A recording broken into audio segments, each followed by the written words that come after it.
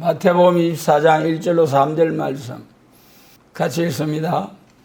예수께서 성전에서 나와서 가실 때에 제자들이 성전 건물들을 가리켜 보이려고 나오니 대답하여 가라사대 너희가 이 모든 것을 보지 못하느냐?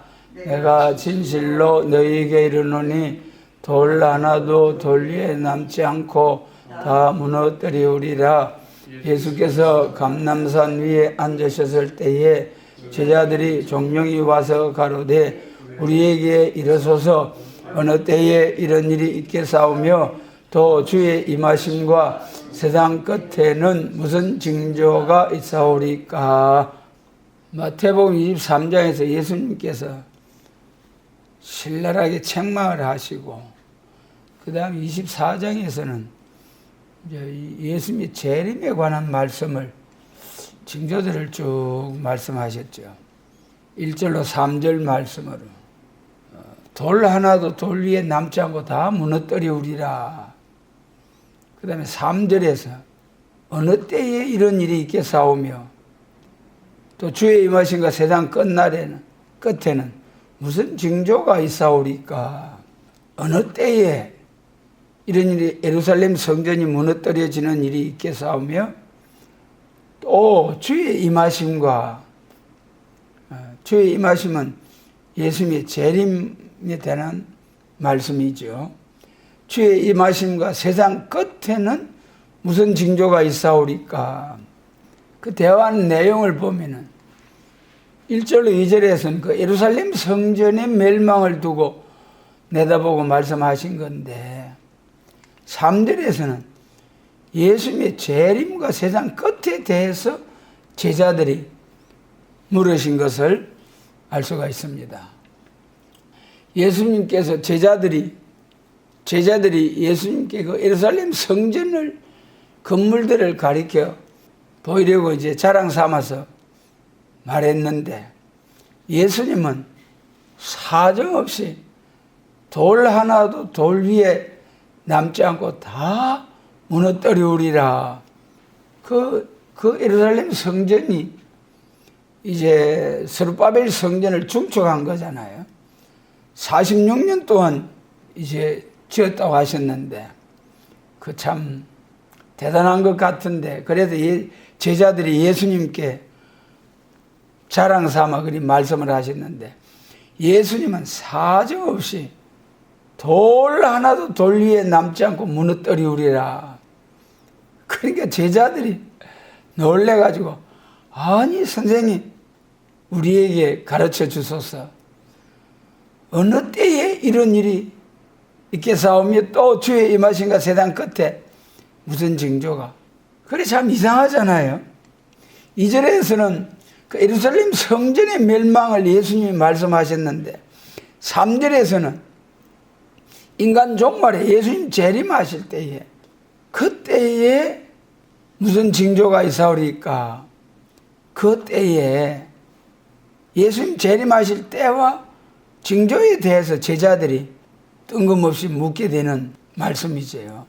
이 한 시간에 성령의 감동으로 이런 대화를 하신 이 말씀에 대해서 하나님께서 은혜 주시는 대로 우리가 깨우침을 받고 시대를 잘 분별해서 깨어있는 성도의 삶이 되도록 하나님께서 깨우쳐 주시기를 원하는 마음이 간절합니다. 이제 2절에서 돌 하나도 돌 위에 남지 않고 다 무너뜨리우리라. 이 말씀을 하시면서 하게 된 과정이 그 앞에 23장 37절 한번 보겠습니다. 같이 읽습니다. 예루살렘아 예루살렘아 선지자들을 죽이고 내게 파송된 자들을 돌로 치는 자여 암탉이 그 새끼를 날개 아래 모음같이 내가 내 자녀를 모으려 한 일이 몇 번이냐. 그러나 너희가 원치 아니하였도다.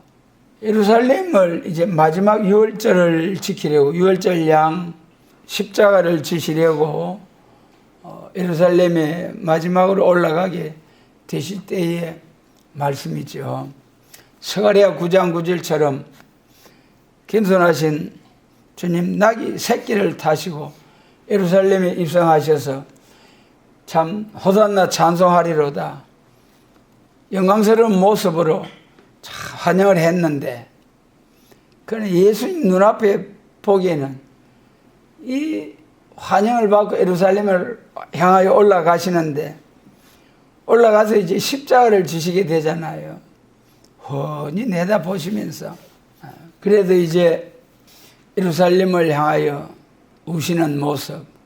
여기서는 그냥 예루살렘아 선지자들 죽이고 파송된 자들 돌로 치는 자여, 그러면서 탄식하시는 예수님의 모습입니다.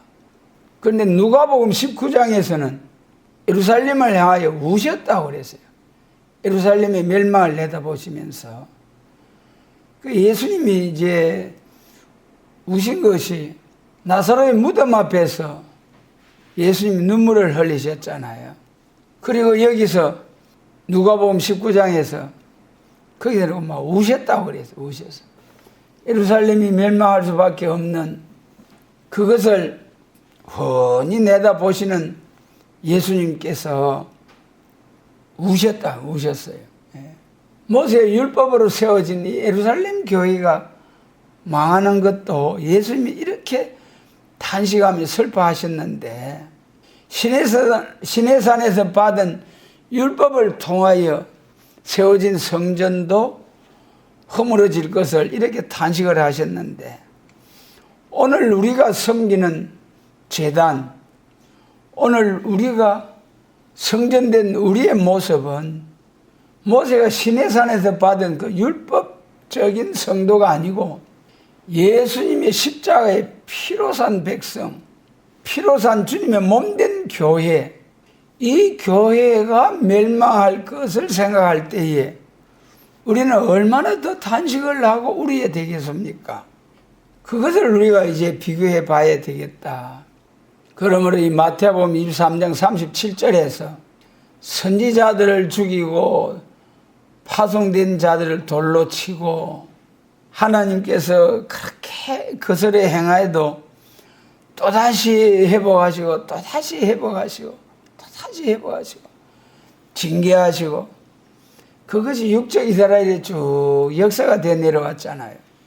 그 예루살렘 성전이 허물어질 것을 이렇게 탄식하신 예수님. 그러나 오늘 우리로서 이 말씀을 생각할 때에 예수님의 피로 산 교회가 이보다 더하게 더 크게 하나님의 진노 심판을 받게 될 것을 생각할 때에 얼마나 슬퍼해야 되고 탄식하며 울어야 할까. 율법 위에 세워진 교회도 율법을 순종치 아니함으로 돌로 쳐서 죽였잖아요.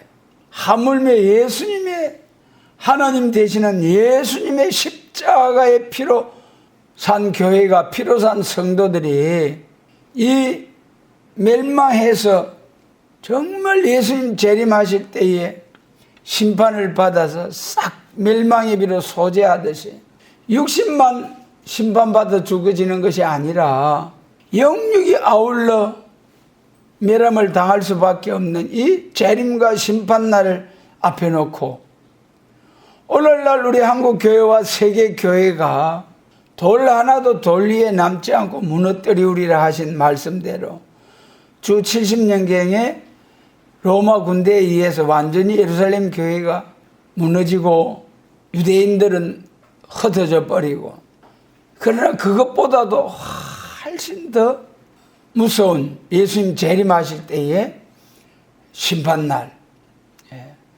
이것을 내다보고 우리도 예수님처럼 참 탄식하며 우는 자의 이마에 표하라신 말씀과 같이 예루살렘의 죄악, 오늘날 주님의 피로 산 교회의 죄악을 내다보면서 멸망할 수밖에 없는 교회들을 내다보면서 우리도 예수님처럼 예루살렘을 향하여 오신 것처럼 우리도 사랑에 불타는 심령으로 영육 구원의 이 복음으로 심판날에 영육 구원 받아서 세상 나라가 우리 주와 그 그리스도의 나라가 되는 그 영광의 나라로 입맞은 종들과 셀 수 없는 큰 무리를 나라로 인도하는 이 사명을 위하여 해산의 수고를 다하는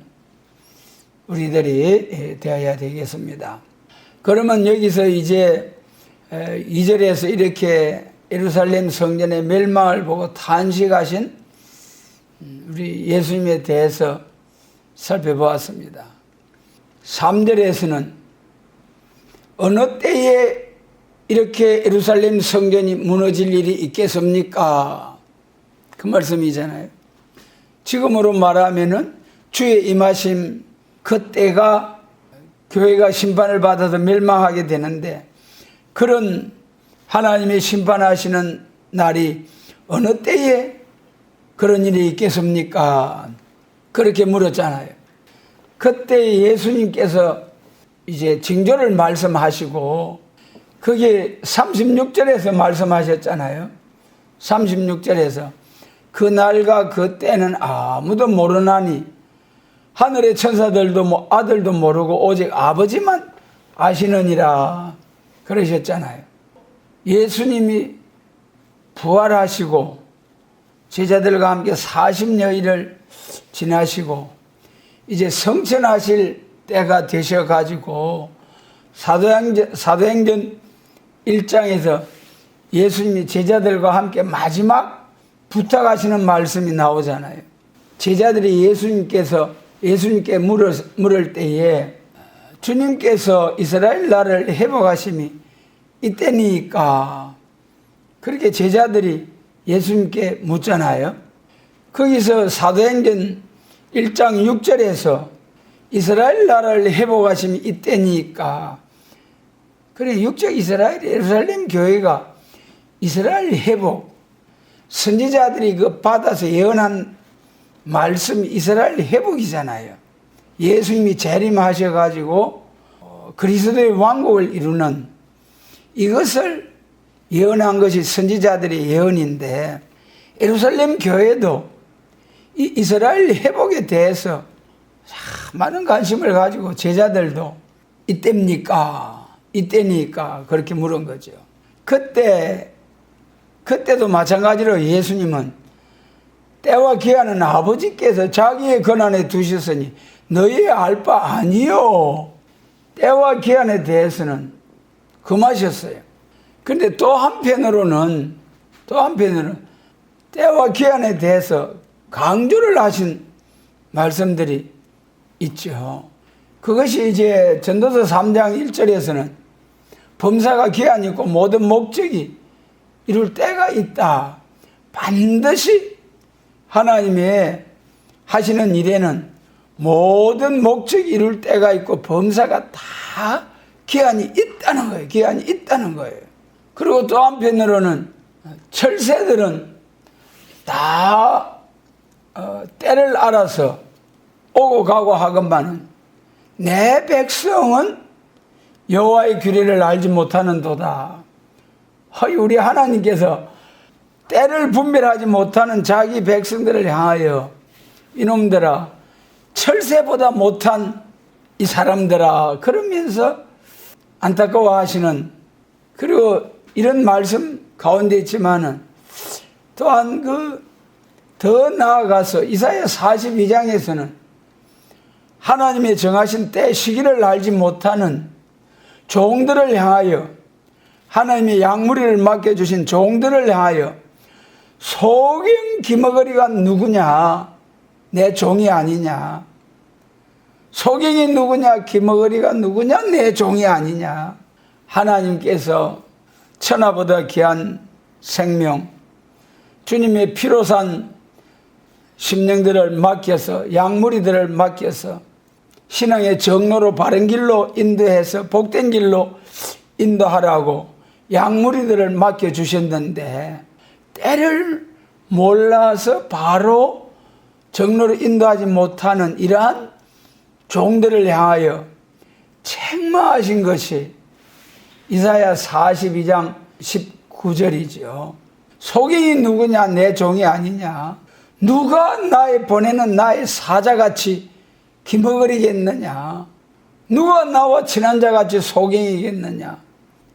이사야 42장 19절 이 말씀을 통해서 보면은 하나님께서 얼마나 자기 양무리를 맡겨주신 종에 대해서 탄식을 하시느냐. 요한복음 10장에서 선한 목자와 싹군 목자에 대해서 쭉 나오는데, 싹군 목자는 이리가 오는 것을 보면 양떼를 버리고 도망간다 해. 선한 목자는 양을 위해서 목숨을 버리노라. 참 선한 목자가 되기를 원하시는 주님 앞에 이런 싹군 목자가 되어가지고 하나님의 맡겨주신 양무리들을 바른 길로 인도하지 못하는 이러한 종들을 향하여 책망하시는 하나님. 그러면 도대체 이사야 42장 19절에서 무슨 말씀을 두고 이렇게 하나님께서 종을 향하여 탄식을 하시느냐. 이사야 42장에 하나님 3시대를 말씀하셨잖아요. 그것이 바로 때를 두고 하신 말씀이죠. 하나님의 3시대. 이사야 42장에서 1절부터 4절까지는 예수님에 대해서 하신 말씀이죠. 그 3시대 중에 첫째, 예수님 보내주실 것을 이사야 42장 1절에서는 내가 붙드는 나의 종, 내 마음에 기뻐하는 나의 택한 사람을 보라. 하나님의 3시대를 말씀하시면서 첫 번째 예수님에 대하여 내가 붙드는 나의 종, 내 마음에 기뻐하는 나의 택한 사람을 보라 그러셨어요. 우리 예수님 하나님이심과 동시에 완전한 사람으로서 또 종의 한 사람으로서 이 땅에 오셔서 33년의 생애를 사셨잖아요.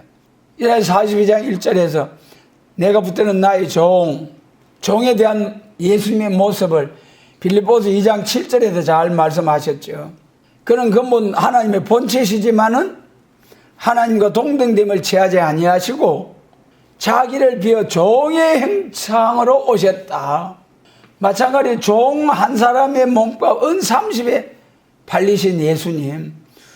우리 예수님은 완전한 하나님이신데 이 땅에 종의 형상으로 오셨다. 그 다음에 이제 내 마음에 기뻐하는 나의 택한 사람을 보라. 요한복음 1장에서 우리 예수님은 완전한 창조주 하나님이라고 하셨잖아요. 하나님과 함께 계신 말씀으로 계시던 예수님. 그런 말미암아 모든 것이 창조가 되었다고 하신 창조주 예수님. 그 예수님이 말씀이 육신이 되어 우리 가운데 오셔서 그 영광을 보니 아버지의 독생자의 영광이요 은혜와 진리가 충만하더라. 그 예수님은 완전한 사람으로서 이 땅에 오셨다. 하나님과 우리 사이의 화목 제물이 되기 위해 하셔서 십자가를 향하여 나아가신 예수님에 대한 말씀이 4절까지 말씀하시고, 그 다음에 6절에서는 이사야 42장 6절 말씀에 보면은 나 여호와가 어디로 너를 불렀은즉 내가 내 손을 잡아 너를 보호하며 너를 세워 백성의 언약과 이방의 빛이 되게 하리니. 이제는 예수님이 성천하신 후에 성령을 부어주셨잖아요. 성령 받은 성도들이, 성령 받기 전에는 예수님의 제자들이 도망가고 숨고 두려워하고 그랬잖아요. 그러나 부활하신 예수님께서 성천하심으로 성령을 부어주실 때에 담대하게 문을 박차고 나가서 세계적으로 복음을 전하게 된 것이 사도행전 2장부터의 시작이죠. 사도들이 이방의 빛이 되는 복음을 전하게 된 것이 은혜 시대의 교회의 시작이잖아요.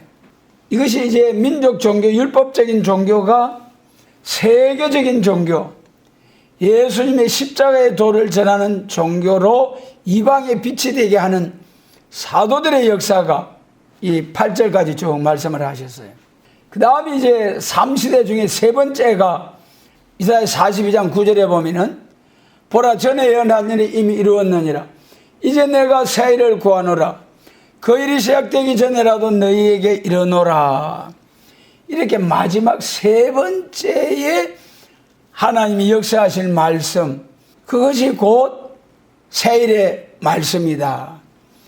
이사야 42장 9절을 조금 자세히 보면 전에 예언한 일이 이미 이루었느니라.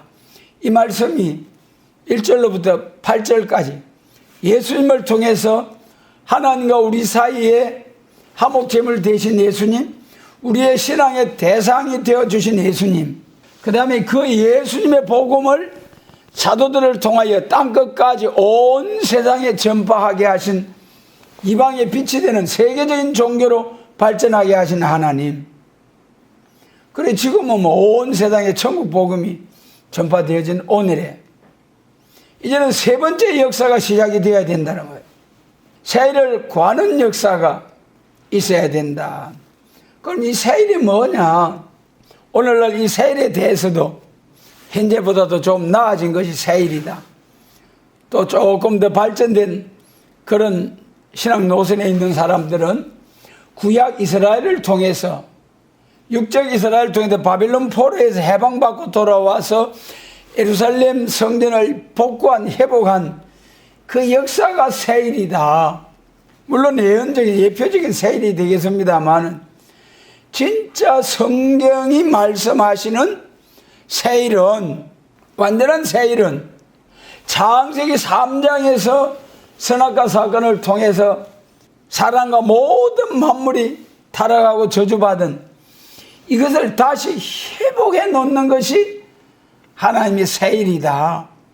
그것이 예수님 재림하셔가지고 세상 나라가 우리 주와 그 그리스도의 나라가 되는 그리스도의 천년왕국, 이것이 새일이라는 거예요. 여러분, 새일이 새로워진다는 거 얼마나 좋은 일입니까?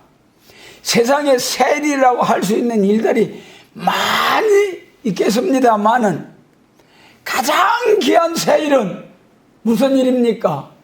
예수님이 재림하셔서 에덴 동산을 회복한 지상낙원을 이루는 그리스도의 천년왕국, 계시록 20장 모든 악의 세력을 심판해버리고 그리고 사람을 악하게 하는 마귀도 잡아 가두어버리고 에덴 동산이 회복된 예수님 만왕의 왕으로서 예수님처럼 충성된 증인으로 복음을 위하여 죽임을 당한 순교자와 순교의 삶으로서 말세 사명을 잘 감당한 순교자 동무들이 예수님을 더불어 왕노릇하게 되는 천년왕국, 이것을 이루는 것이 하나님의 새일이다.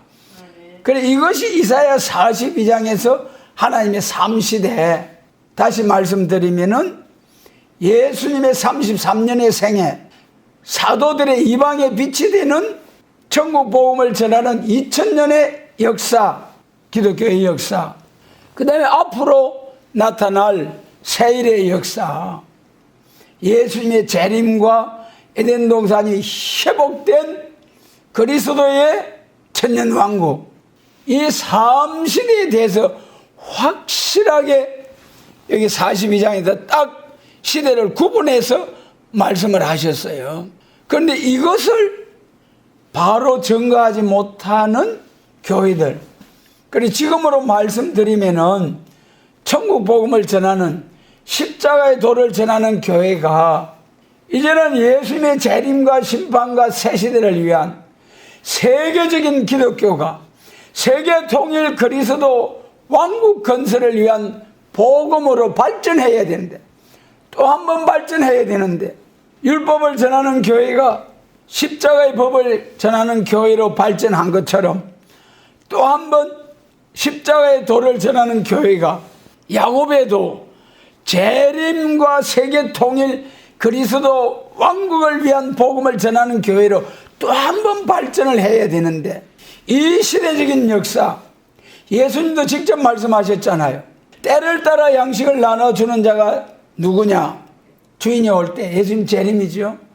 그 종에 이렇게 하는 것을 볼 때 주인이 모든 소유를 저에게 맡기리라. 마태복음 24장 42절로부터 47절까지 깨어 예배하고 때를 따라 양식을 나눠주는 종에게 주인이 모든 것을 주인의 집을 맡아 다스리게 하겠다.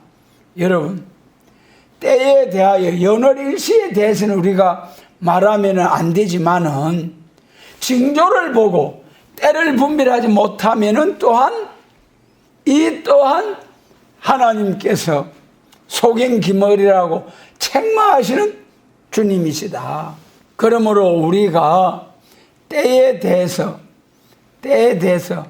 연월일시에 대해서는 말하면 안 되겠지만은 징조를 보고 마태복음 24장에서 무슨 징조가 있사오리까 하신 이 말씀대로 예수님 재림하시는 세상 끝날에는 반드시 징조를 통해서 깨어 예비하여 신부단장해서 신랑주로 오시는 주님을 아멘 할렐루야로 영접할 수 있는 신부단장하는 교회로 이제는 발전해야 된다는 거예요. 어느 때에 대해서 우리가 살펴보았습니다.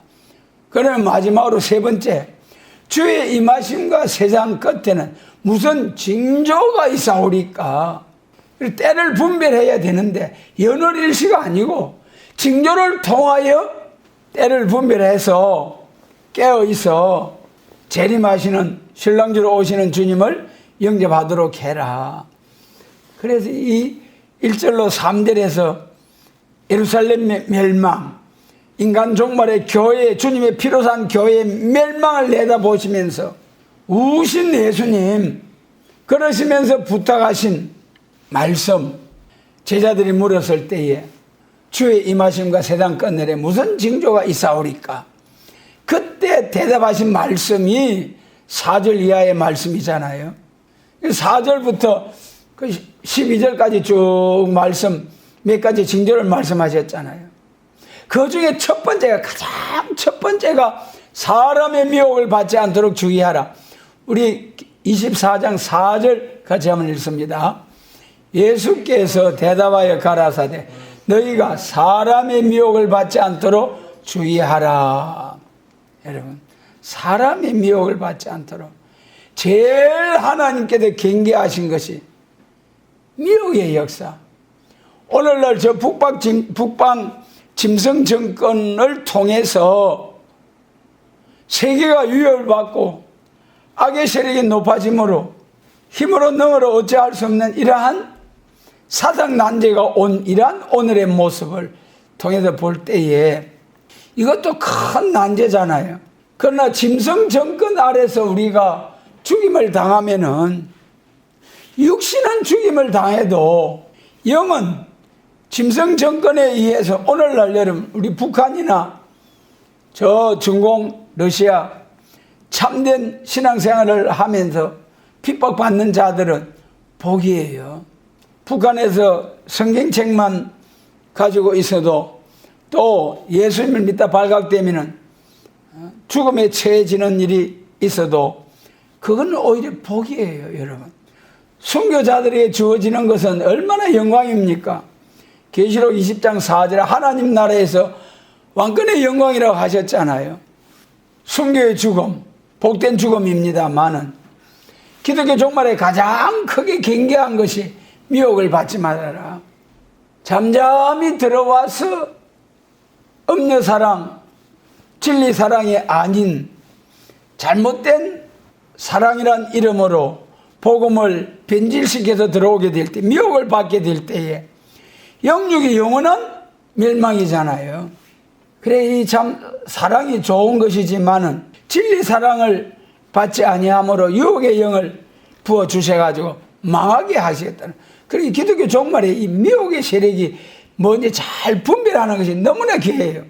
우리는 기독교 종말의 미혹, 은혜 시대에 오는 미혹도 우리가 경계를 하고 깨어서 물리치고 성리생활을 해야 되겠습니다만은 기독교 종말에 잠잠히 들어오는 이 미혹의 세력, 계시록 9장에 해와 공기를 어둡게 하는 미혹의 허감, 캄캄함이 만민을 가리운다고 하신 이사야 60장과 같은 이 종말에, 인간 종말에 오는 흑암, 이것이 잘 분별이 되어져야 되는데, 사랑이란 이름으로 잘 가면을 쓰고 나오게 될 때 전부 미혹을 받아서 망하게 되는 일이 있게 된다.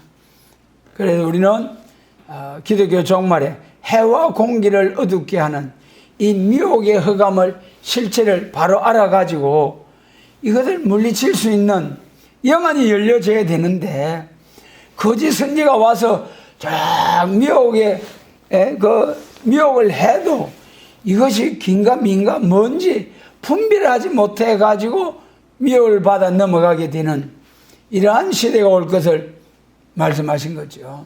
그 다음에 이제 많은 사람이 내 이름으로 와서 이르되 나는 그리스도라 하여 많은 사람을 미혹해 하리라. 나는 그리스도라 하여 많은 사람을 미혹해 하리라.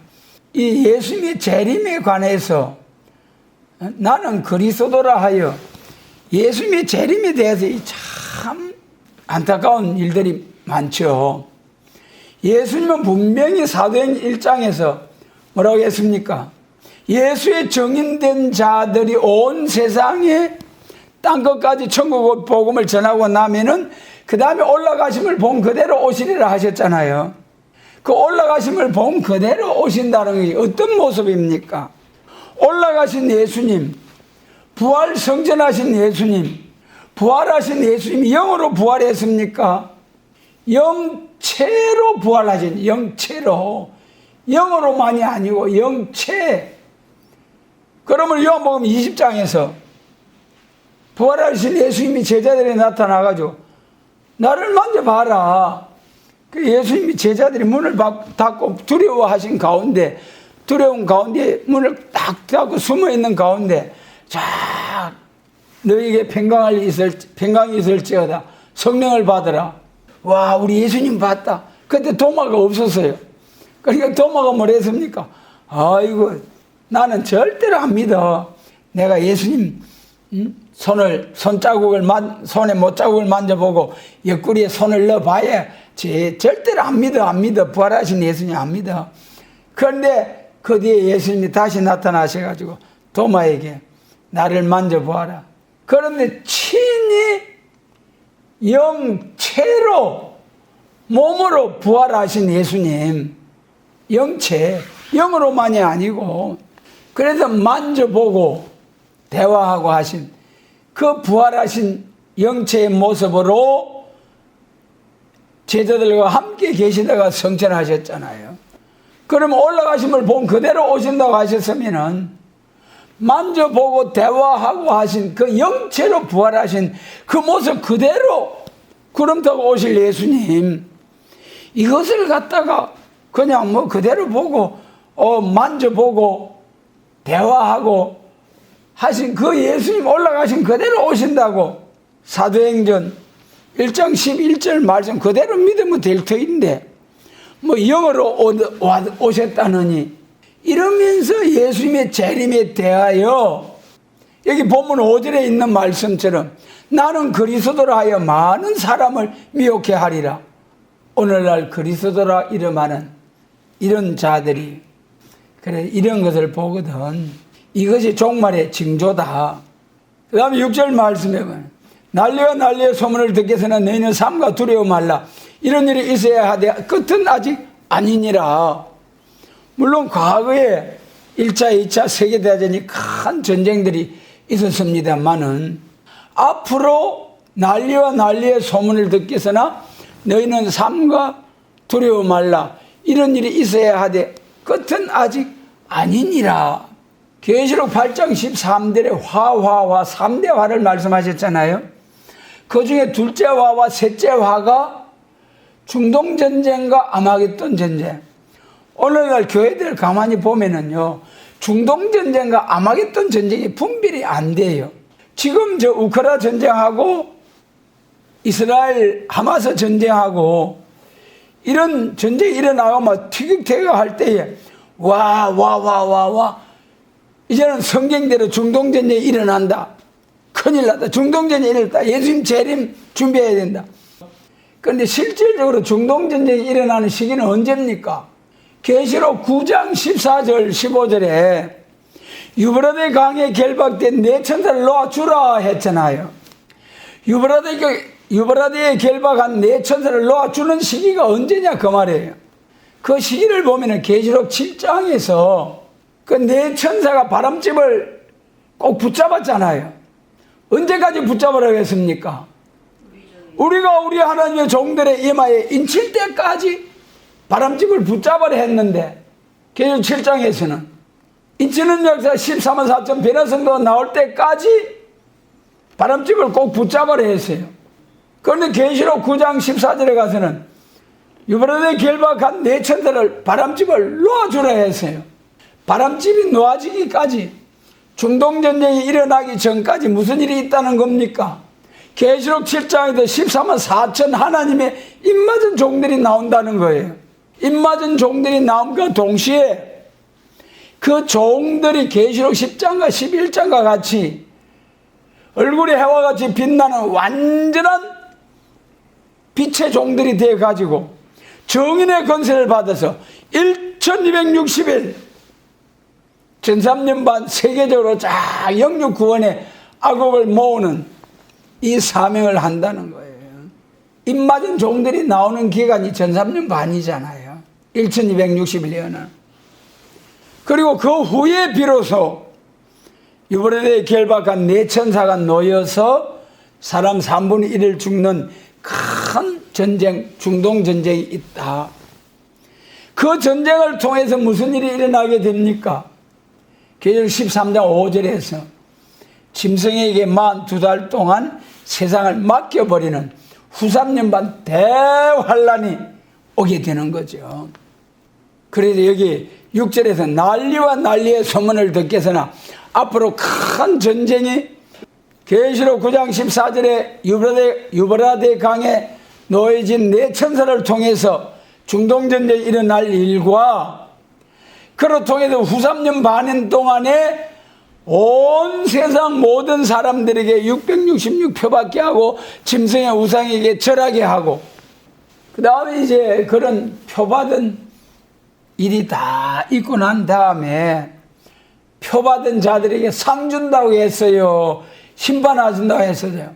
표받은 자들에게는 영육으로 싹 썰어서 멸해버린다는 것이 계시록 14장이잖아요.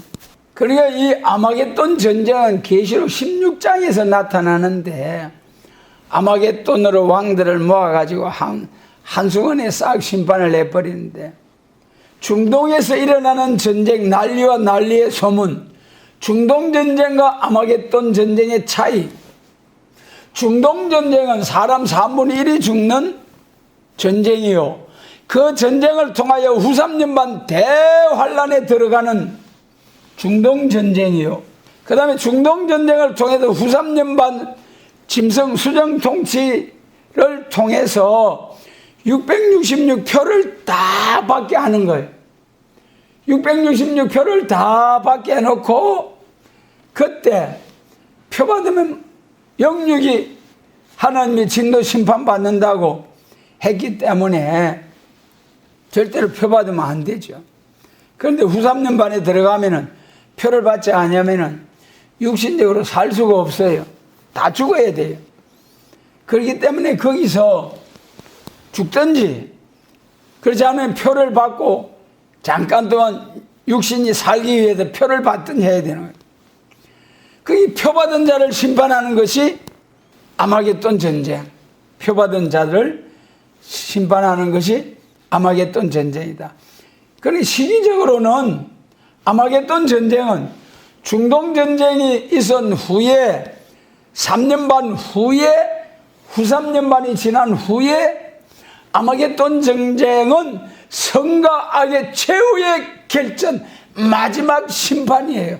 악의 세력을 멸망의 비로 소재하듯이 싹 진멸시켜버리는 그것이 아마겟돈 전쟁. 그러니까 이렇게 분명히 앞으로 전쟁이 두 번 있다. 중동전쟁, 아마겟돈 전쟁. 이것이 잘 분별이 돼야 되는데 이것이 분별되지 않고 그냥 중동전쟁, 아마겟돈 전쟁 큰일 났다. 그러면서 중동전쟁도 아마겟돈 전쟁이고 아마겟돈 전쟁도 중동전쟁이고 이것이 분별 안 되는 것이 오늘의 교회 모습들입니다. 그런데 분명히 전쟁의 소문이 있게 된 때에 우리는 두려워 말고 중동전쟁과 또 아마게돈 전쟁을 잘 분별하고 또 중동전쟁이 있기 전에 세계적으로 영육 구원의 복음을 전해서 하나님이 입맞은 자들이 나와가지고 세계적으로 영육 구원 받을 자들을 전부 다 모아서 들림받고 예비처 보호받고 그래 놓고 중동전쟁이 일어난다. 이런 것을 우리가 계시록을 통해서 분명히 알 수가 있어요. 복음서를 통해서 절대로 알 수가 없습니다. 우리에게 이 비밀한 말씀, 계시록의 말씀을 알게 해주신 하나님께 감사를 드립니다. 참으로 감사하잖아요, 여러분. 그래서 징조 중에 하나가 난리와 난리의 소문. 7절에서 민족이 민족을, 나라가 나라를 대적하여 일어나겠고 처처의 기근과 지진이 있으리니 이것이 재난의 시작이라. 난리와 난리의 소문이 재난의 시작이라니까는요. 중동전쟁 티격태격하면서 하는 이런 모습들을 보고 우리가 빨리 기도의 향을 채우고 말씀으로, 예언의 말씀으로 완전 무장을 해서 다시 예언하여 하리라 한 말씀을 이루어드리는 사명자가 되어야 된다는 거죠. 그래서 예수님 재림하실 때는 반드시 계시록대로 예수님 재림하시는데 그 계시록 10장 7절에서 계시록뿐만 아니라 계시록을 전거할 때는 선지자들에게 전하신 복음, 이사야서부터 말라기까지 말씀 중에 초림주로 다 성취가 된 말씀 외에 모든 말씀은 예수님의 재림에 관한 말씀, 땅과 바다를 밟고 사자같이 백성과 나라와 방과 임금에게 다시 예언하는 사명. 그러므로 이러한 때에 참 우리가 어떤 사람이 돼야 되겠느냐. 그 다음에 이제 또 징조 가운데 10절에서 그때 많은 사람이 시험에 빠져 서로 잡아주고 서로 미워하겠으며, 많은 사람이 시험에 빠진다. 허락받고 나온 막이 기독교 종말에 이제 마지막 까불어 보는 역사죠. 마지막 시험해 보는 역사가 있기 때문에 마귀를 통해서 온 세상에 세계적으로 하나님이 은혜 시대에 은혜를 베풀어 주시고 그 다음에 마지막 때에 큰 미혹의 세력을 보내가지고 그래서 미혹을 해보고 남은 자들에게 영육 구원 주신다는 거예요. 그러니까 이제 많은 사람이 시험에 빠져서 미혹을 받게 되는데 이때 이 미혹의 세력이 뭔지 잘 분별할 수 있는 지혜, 이때에 미혹의 세력이 나타나고 거짓 선지가 많이 일어난다. 거짓 선지가 선지서를 통해서 보면은 하나님이 말씀을 주시지도 않았는데 자기가 생각대로 예언하면서 하나님이 주신 말씀이다. 그러면서 예언하는 자들을 하나님이 쳐버린다 하셨잖아요. 그러니까 이제 여기 참 선지는 선지자가 예언자죠. 율법 시대에 이스라엘부터 말라기까지 선지 예언자들이 있었고 은혜 시대도 은사 예언자들이 있잖아요. 은사 예언. 그 다음에 예수님 재림하실 때에 예언자, 선지자, 예언자는 앞으로 될 일을 미리 내다보고 이루어질 말씀을 선포하는 자들이 선지자, 예언자잖아요. 그것이 계시록에서는 예언하라, 예언에 대한 말씀이 여러 번 나오잖아요. 계시록 1장 3절에서도 이 예언의 말씀 읽고 듣고 지키는 자가 복이 있다. 마지막 계시록 22장 18절로 19절에서 이 책에 계시록에 기록된 예언의 말씀에서 가감하면은 재앙이고 저주다. 그러므로 우리는 예수님 재림하실 때는 기록된 예언의 말씀, 계시록과 선지서, 예수님의 재림에 관한 예언의 말씀을 다시 예언하는 사명자, 거짓 선지가 많이 일어난다. 그러니까 예수님 재림하실 때 이렇게 참 선지, 거짓 선지 잘 분별해서 분별할 수 있는 지혜. 거짓 선지는 처음에는 좋게 해야 되는 나중에 망하게 하는 것이 거짓 선지.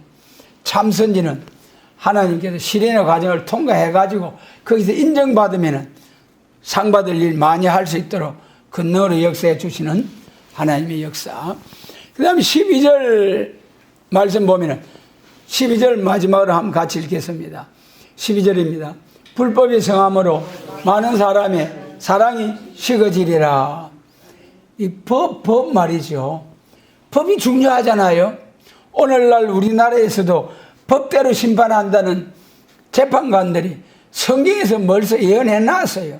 불의한 재판관들이, 제사장들이, 또 선지자들이 정직하게 예언하지도 아니하고, 또 재판관들이 정직하게 재판하지도 아니하고 미리 선지서를 통해서 말씀을 하셨어요.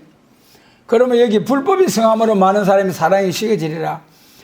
이것이 우리가 참 그 시대 안에서 율법 시대에 율법을 지키지 아니하는 것도 불법을 행하는 것이요. 그보다 더 큰 중요한 것은 시대에 따라 법을 주시고 법에 따라 역사하시는 하나님이심을 믿고 시대에 따른 법에 순종해야 되는데, 그 시대 구분이 안 돼가지고 교회가 혼선이 오고 하나님 심판을 받게 된 것이 과거 초림주로 오셨을 때 예루살렘 교회와 은혜시대 교회의 차이점, 그리고 또 마찬가지로 예수님 재림하여 구름 타고 오실 때에 그때 또 은혜시대 십자가의 도를 전하는 교회가, 천국 복음을 전하는 교회가 예수님의 재림과 심판과 새시대를 위한 영원한 언약, 영원한 복음을 전하는 교회로 발전해야 되는데 그것을 용납지 못하고 계속 천국 복음만 가지고 계시록과 선지서, 재림과 심판과 새시대를 위한 복음을 전하는 이러한 교회를 계속 예루살렘 교회가 초대교회를 핍박한 것처럼 새로운 재림에 관한 말씀을 전하는 교회를 핍박하는 이러한 오늘의 교회를 모습을 보면서 이것이 불법을 행하는 교회다. 그러므로 다시 말씀드립니다마는 때를 따라 양식을 나누라. 율법 시대는 모세의 율법, 그 다음에 은혜 시대는 예수님의 십자가의 법, 예수님 재림하실 때는 예언의 말씀 읽고 듣고 지켜야 한다. 예언의 법. 이러한 시대적인 역사, 시대적인 법, 이 때를 따른 양식 잘 구분해서, 그러므로 이제는 재림에 관한 말씀으로 계시록과 선지서로 시대적인 사명을 감내해야 될 때가 왔다. 이렇게 쭉 재림의 징조에 대해서 말씀하셨습니다. 이 때와 징조에 대해서 선지서에 잘 말씀하신 것이 하박국서잖아요. 하박국서가 3장으로 되어 있습니다만은 우리 하박국 1장 12절 한번 보겠습니다. 하박국 1장 12절 말씀입니다. 선지자가 가로되 여호와 나의 하나님 나의 거룩한 자시여, 주께서는 만세 전부터 계시지 아니하시나이까? 우리가 사망에 이르지 아니하리이다. 여호와여, 주께서 심판하기 위하여 그를 두셨나이다. 반석이시여, 주께서 경계하기 위하여 그를 세우셨나이다. 하박국서 전체가 정한 때를 보인 묵시예요. 정한 때와 그 시대에 되어질, 정한 때에 일어날 일들, 정한 때가 뭐냐, 징조를 보고 하려고 하신 말씀처럼 하박국 1장에서 그 징조, 정한 때에 대한 징조가 뭐냐, 심판하기 위하여 악의 세력을 높인다는 거예요. 여러분, 오늘날 이제 총칼로서 싸우는 전쟁은 중동전쟁, 아마겟돈 전쟁이에요. 그 전쟁만 남았어요. 오늘날 우리나라의 모습은 어떻습니까? 저 북한하고 중공에게 공산주의에 먹힐까봐 얼마나 사정적으로, 무력으로 우리가 당할까봐 두려워하고 경계하고 있잖아요. 이 악의 세력이 사상적으로 감당할 수 없도록, 또 무력으로도 북방 짐승의 세력이 무력으로도 위협이 되잖아요. 위협이 되고 있잖아요. 그래서 이러한 때에 악의 세력을 높이 드는 것은 하나님의 마지막 때에 심판하실 때가 왔다, 이 징조라는 거예요. 이사야 10장에서 뭐라고 했습니까? 북방 짐승 악의 세력은 나의 분한의 몽둥이다. 몽둥이다. 몽둥이 악의 세력을 높이 드는 것은 뭐 하려고 높이 드는 겁니까? 자녀들이 잘못했을 때 두들겨 패주려고 몽둥이를 드는 거잖아요. 하나님의 자기 백성, 주님의 피로상 교회가 잘못된 길로 갈 때에 이것을 패주기 위해서, 심판하기 위해서 악의 세력을 높이신다는 거예요. 그러니까 우리는 악의 세력이 높아지는 것, 이것은 무슨 때가 가까웠다?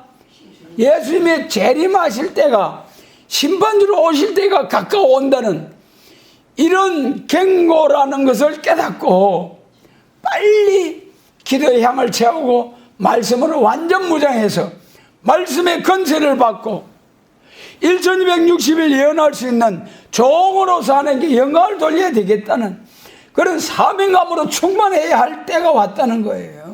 악의 세력이 높아지는 것을 볼 때에 하박국 선지자가 두려워가지고 공의가 아주 시행되지 못하고 정직한 자들이 도무지 살 수 없는 이런 악의 세력이 극도로 하나님을 데려가고 나올 때에 그때 징조가 뭐냐? 이야, 이제는 우리가 사망에 이르지 아니하고 살아서 새 시대 갈 때가 왔다. 할렐루야. 이것을 깨달으라는 것이 하박국 1장 12절. 그래서 여러분, 우리가 이러한 때를 보면서 만세 전에 정하시고 계신 하나님께서 역사하시는데 이제는 우리가 사망에 이르지 아니할 때가 왔다. 그 다음에 이제 심판하기 위해서 악의 세력을 두셨나이다. 심판하기 위해서 악의 세력을 교만해가지고 거꾸로 들이려고 애굽의 바로 왕을 강팍해 하신 이가 누굽니까? 하나님께서 모세 앞에 바로를 강팍해 해가지고 하루아침에 홍해 바다에 썰어 넣어버리고 이스라엘은 할렐루야로 육지같이 건너는 역사. 여러분, 오늘 하루아침에 북방 짐승의 세력이 능력의 종, 건세의 종, 철저한 건세 받은 종들에 의해서 하루아침에 씨를 말려버리는 멸공진리로 진멸해버리는, 심판해버리는 기독교 2차 백마 용사들이 일어날 때가 왔다는 것입니다. 심판하기 위하여. 그래서 이 북방을 몽둥이로 들어서 부패한 자기 백성 이스라엘을 치기 위해서 북방 세력을 높인 거라는 거예요. 그럼 우리가 하나님 은혜 아래서 신앙의 정로 아래로 딱 나가면은 절대로 북방 세력 하나도 두려워할 것도 없어요. 그들은 우리의 밥이라. 대적의 세력은 많으면 많을수록 신나게 치는 날이 온다는 거예요, 여러분. 철저히 건세를 가지고 질거럽 부두듯이 쳐버린다 하니 얼마나 신나겠어요, 여러분. 많으면 많을수록 덤벼라 덤벼. 얼마든지 깨끗이 멸해줄 수 있는 기독교 2차 백마 용사. 그 다음에 이제 세 번째 12절에서 주께서 경계하기 위하여 그를 세우셨나이다. 그래서 오늘날 짐승 정권, 저 북방 악의 세력, 짐승 정권의 세력이 이리 높아지는 것이 뭐 때문에 이리 높아지느냐. 이걸 잘 분별하고 어떻게 침투에 들어와서 세계 적과 세계 공산화를 위해서 저것들이 일하고 있다. 그것을 바로 깨달아 가지고 우리는 이러한 때에 시대를 잘 분별해서 우리는 사망에 이르지 아니하고 영육 구원받아서 새 시대 갈 때가 왔고, 짐승 정권 악의 세력이 아무리 높아져도 저것들은 진멸당할 때가, 멸절당할 때가 왔고, 우리는 새 시대 갈 때가 왔다.